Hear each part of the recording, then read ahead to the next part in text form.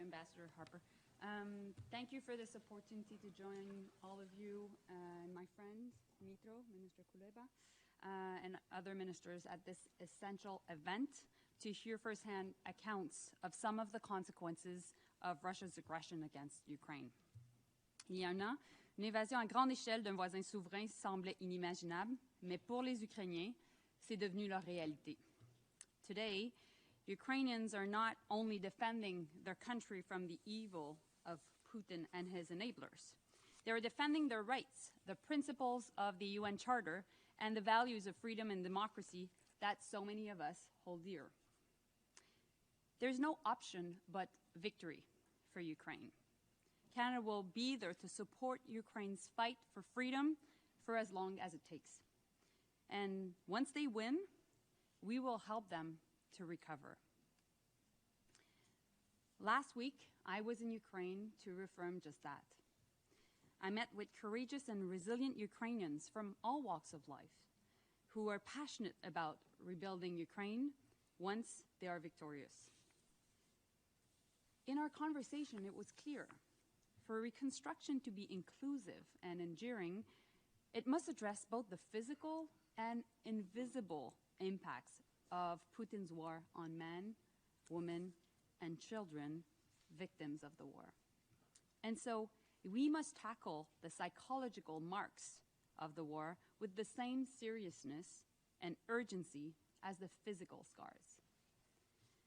To heal the trauma that has been inflicted on the population, we must support survivors in seeking justice. This pursuit of accountability will be essential to achieving lasting peace in Ukraine.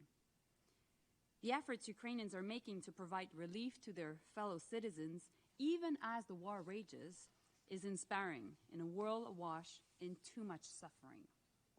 It drove home for me the need for the international community, of all of us, to continue helping Ukraine.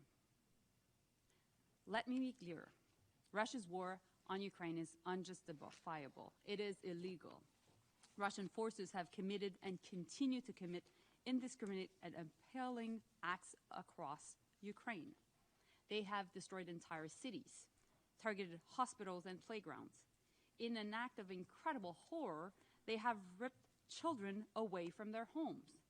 They have taken the lives of too many families. In Ukraine, I met with the Prosecutor General to discuss his work to gather evidence and prosecute those responsible for crimes linked to the war, including conflict-related sexual violence. He is dealing, as we speak, with some 60,000 cases, and this number climbs with each passing day. The details included in each are horrific, yet those figures do not provide a full picture of the widespread human suffering occurring each of the 363 days of Putin's war. For every individual who is willing to tell their story, many others go unreported due to the stigma and feelings of shame, as mentioned by First Lady Zelenska a bit earlier. And I also met with Ukrainian police officers, psychologists, prosecutors, and investigators who are working to investigate and prosecute these crimes while supporting survivors of this violence. And Canada will continue to support them. Those responsible for this suffering will answer for their crimes. They will be met with the full force of the law. Canada welcomes Ukraine's case against Russia at the International Court of Justice, and we continue to support the International Criminal Court's efforts in Ukraine. We have also joined the core group launched by Ukraine, my friend Dmytro, in examining the proposal to establish a special tribunal on the crime of aggression, a crime which may not fall within the scope of existing institutions.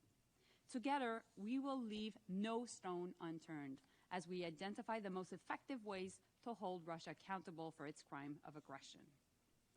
This is also aimed at deterring others who are watching us, considering if they could ever challenge the rules. The emergency session of the General Assembly will meet today and vote tomorrow on a resolution on UN Charter principles, underlying a comprehensive, just, and lasting peace in Ukraine. Je sais que les Ukrainiens comptent sur le soutien de la communauté internationale